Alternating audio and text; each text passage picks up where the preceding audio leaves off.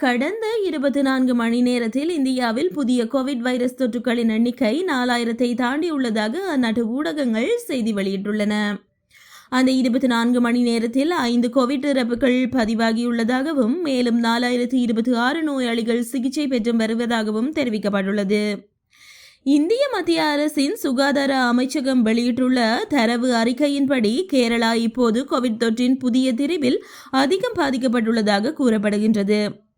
அதன் பிறகு மகாராஷ்டிரா, குஜராத் மற்றும் டெல்லியில் அதிக எண்ணிக்கையிலான நோயாளிகள் பதிவாகியுள்ளதாக கூறப்படுகிறது. இந்த ஆண்டு ஜனவரி முதல் இந்தியாவில் 37 கோவிட் இறப்புகள் பதிவாகியுள்ளன.